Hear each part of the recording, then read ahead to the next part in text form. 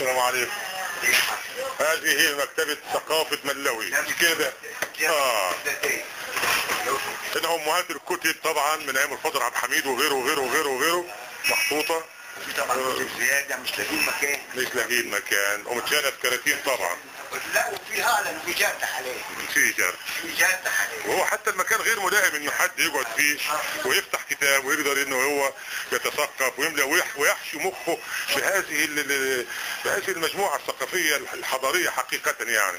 انا زرت هذا المكان من قبل ولم يعجبني، ولكن كان هذا عام 2007 2008.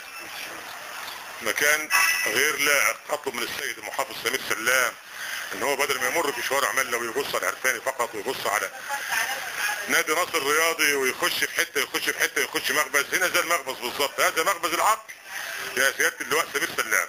هذا مخبز العقل. اذا لم تدخل مخبز العقل فلا تدخل مخبز الاكل. ادخل هذا اولا.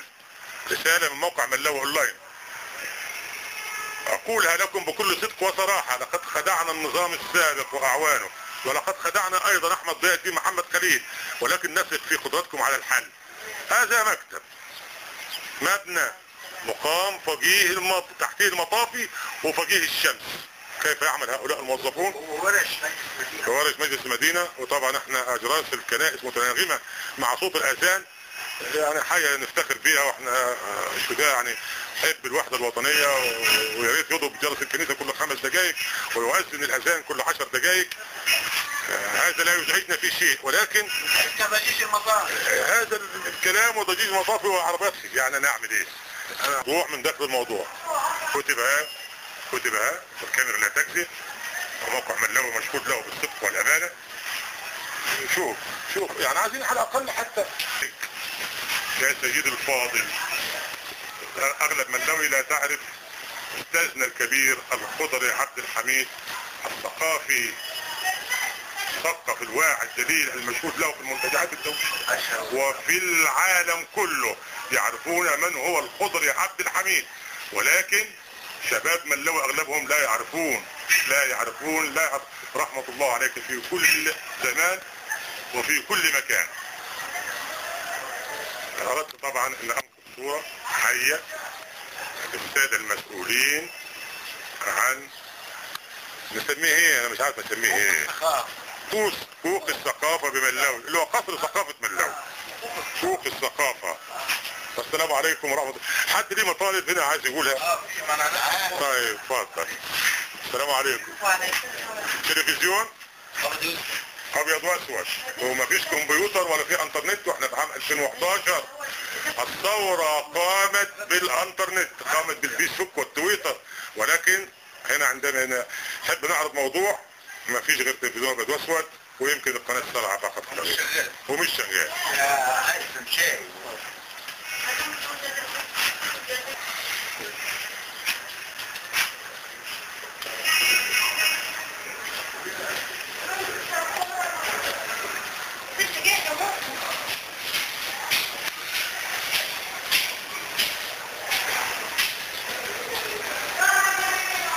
نحن الآن في طريقنا إلى فرقة ملوي للفنون الشعبية التي تعمل في ظروف صعبة للغاية.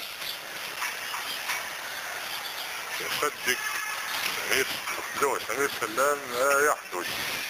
فرقة ملوي للفنون الشعبية التي حازت على أعلى الجوائز والكؤوس الدولية في كينيا وأوروبا وأفريقيا ودول المغرب ودول المشرق وأوروبا وآسيا وتونس، وأخيرا كانوا في كينيا.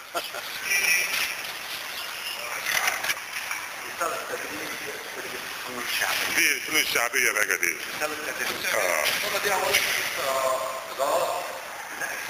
ده مش اضاءات، ده اضاءات وتكييفات وفي ظروف يعني دي ما تنفعش غير لواحد يكون جمال. لا ده في حاجة كمان. الصالة دي من الخشب الحبيبي البلاط اللي هو قابل للاشتعال. خلاص دي يعني مشركها الدفاع المدني. واخد بال حضرتك؟ ليه في الموقع ما نستغلش مكان مصنع يشتغلوا عليه وصالة التدريب دي اصلا من غير ما تحكي كاميرا الموقع لا تكسب. انا اصلا دي يعني اقدر اربي فيها. انا طبعا بخاطب اللواء سمير سلام، ليس لي خطاب الا مع اللواء سمير سلام. دي ما تنفعش غير معلب للبهائم.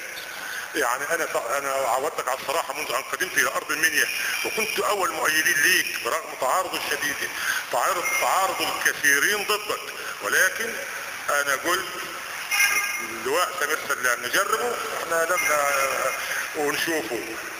الى متى سنظل صامدين ان نخبر الكاميرا خلص الشحن دي فين؟ دي فين؟ لا شفت الفرقة. ايوه. وخرجت من ارض محافظة المنيا، خرجت من ملاوي بلد الاصول والجسور، بلد الحضارة والاصول العظيمة، نبت منها اخناتون، ونبت منها السيدة مريم قبطية، ونبت منها الدكتور اسماعيل صبري عبد الله، ونبت منها الدكتور اشرف مروان، ونبت منها هو الرئيس لجامعة الدول العربية عبد الخالق حسونة، والنواوي حسونة عبد الله اول وزراء القحطانية. يعتبر اسس الرياضة في ملاوي. ولا ننسى الخضري عبد الحميد اول من اسس الفكر ايضا مبنى الفوق هو درجة الحرارة على فكرة حاليا ذكر الساعة تطلع على ذكر الساعة 12 تقريبا، درجة الحرارة تزيد عن 46. وادعو السيد المحافظ انه يجيها الساعة 12 ويشوف سيادتك احنا هنا غرفة خلع الملابس. سيادة المحافظ احمد ضياء كان عمل لنا ملابس ب 10000 جنيه. حصل. لسه سيادتك شايفه هنا اهو، مش لاقيين له مكان دواليب نحطه فيه. كتبنا مذكر احنا ومفيش سعر على المسؤول.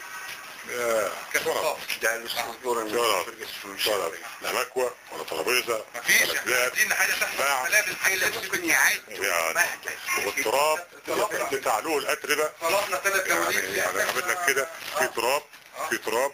واحنا بنعرض بره في اوروبا صورة ملاوي الحضارية تولد من هنا، تخرج من رحم ملاوي صورة ملاوي. يعني الصورة الرسمية والشعبية والتراثية والحضارية والفكرية والثقافية تخرج من هذا الحطام.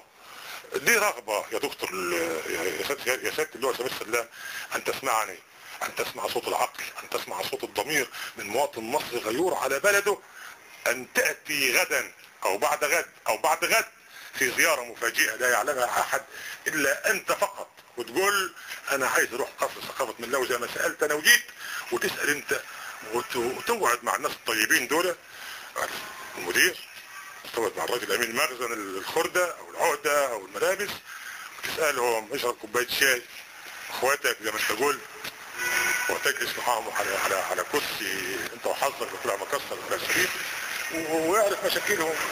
طبعا دي يعني انا بس اوريك كل حاجة عشان خاطر تكون على علم. هنا غرف للفئران.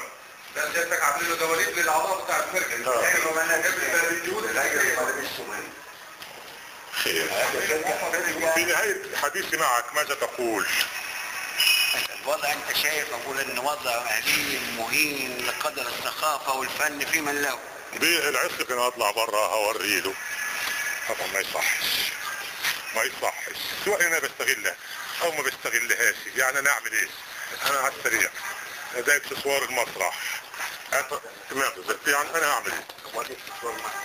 انا اعمل ايه؟ مش مدوب ودول قلت شو عاملينها مثلا. انا اعمل ايه طيب؟ قلت شو عاملينها مثلا. قلت شو عاملين مروحات وشوية حاجات كده الله اعلم ماذا يسموا، ولكن خد فكرة يا سيادة اللواء سمير سلام ومساعدوك، وتعالى زورنا بكرة. نتمنى انك انت تزورنا بكرة بدون اذن مسبق، بدون ما تقول للسادة المساعدين انا رايح ملا وراح الحتة الفلانية. تعالى فجأة، تعالى فجأة، تعالى فجأة. هذا اكسسوار الفرقة، الاكسسوار اللي بيعملوا بالمسارح. عاملينه على السطح عشان مفيش مكان. مفيش مكان. برضه هنا برضه يعني اعتقد ان هذا لا يليق، لا يليق، لا يليق. يعني عملية توجع القلب. طبعا برماز غير كده، ابو قرقاص غير كده. مش عارف انا هقول لك ايه ازود من كده. ومنبع النشاط هنا. اثق فيك، اثق في ان الله خلق رجالا قادرون على الحل والعطاء، ولك تجربة وتجارب اخرى في الدقهلية. ملاوي تحتاج اذرع كثيرة، ملاوي تحتاج الى محافظ اخطبوط له اذرع كثيرة. ملاوي عدد سكانها 120 ناجع وتابع. 48 قرية يفد إليها من مختلف جميع محافظات الجمهورية، من منفلوط ومن القصية ومن بني قرة ومن درمواس ومن ابو قرقاص ومن سكان ملوي ومن الشروق ملوي ومن غروب ملوي. ملوي كانت زمان ايام الفراعنة اسمها مستودع الاشياء. اليوم نحن لا نجد مكانا نعرض فيه ثقافتنا، نعرض فيه افكارنا، نعرض فيه طموحاتنا، نعرض فيه احلامنا. فاقول لكم في نهاية حديثي اثق في ان الله خلق قلوبا تعطي ولا تنتظر من احد. انت في موقع سوف يحاسبك الله عليه. السلام عليكم ورحمة الله وبركاته.